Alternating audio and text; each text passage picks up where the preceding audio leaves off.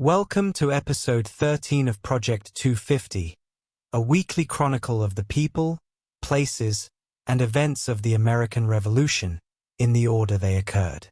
So, without further ado, here's what was happening 250 years ago this week, March 26th to April 1st, 1775.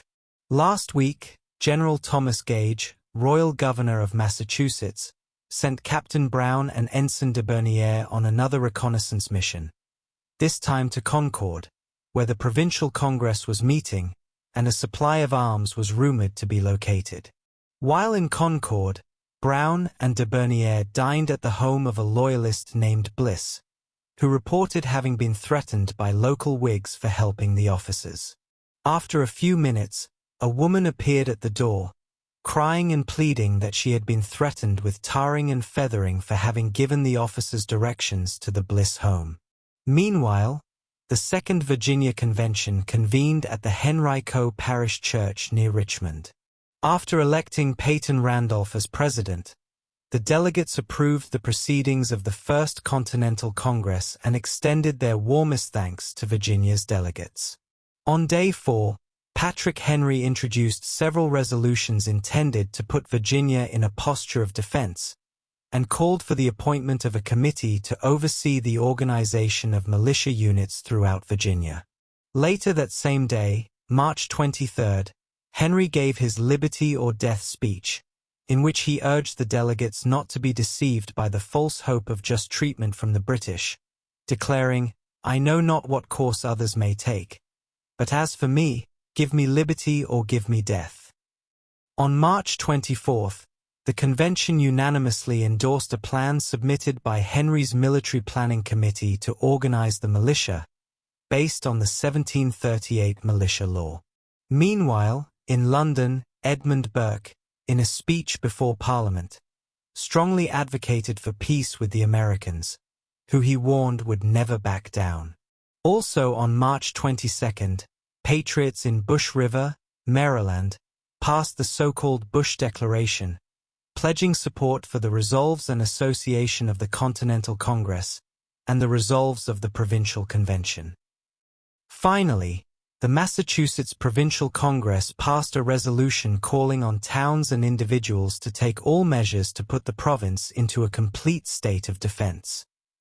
We begin this week, on March 27th, in Richmond, at the 2nd Virginia Convention, which was taking care of last-minute business on its final day of deliberations.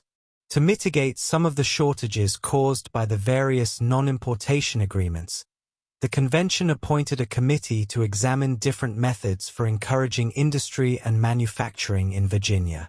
Additionally, on March 27th, the convention selected Thomas Jefferson, who represented Albemarle County in the House of Burgesses, as an alternate delegate to the upcoming Second Continental Congress.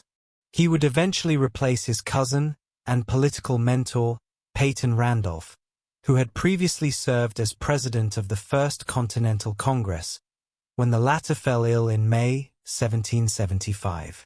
Randolph would return to serve as president of the House of Burgesses before his untimely death in October 1775.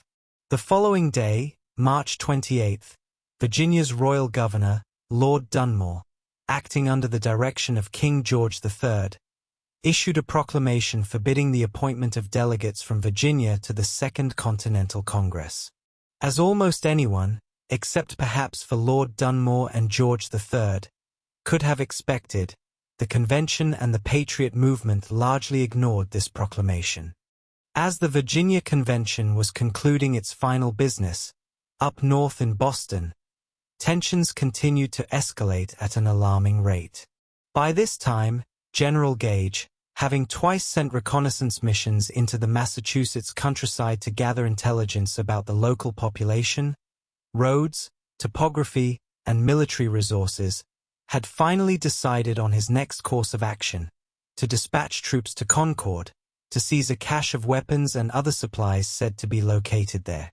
In the meantime, while waiting for official authorization from his superiors, Gage decided it would be a good idea to test the Provincial's reaction, by sending an armed force into the countryside surrounding Boston, the idea being to see how the locals would respond to a large movement of British troops.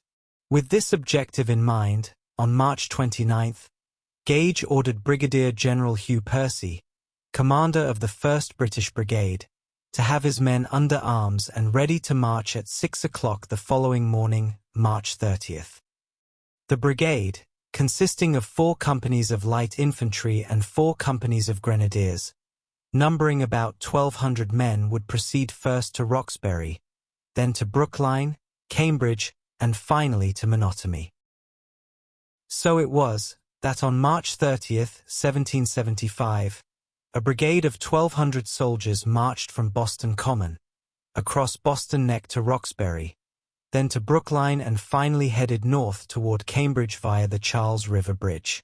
When the Redcoats arrived at the bridge, they discovered that the planks had been removed to prevent their crossing. However, instead of disposing of the planks by throwing them into the river or possibly burning them, the militia had carefully stacked them on the opposite, or Cambridge, side of the river. The British could have easily repaired the bridge by sending some men across the stringers to replace the planks.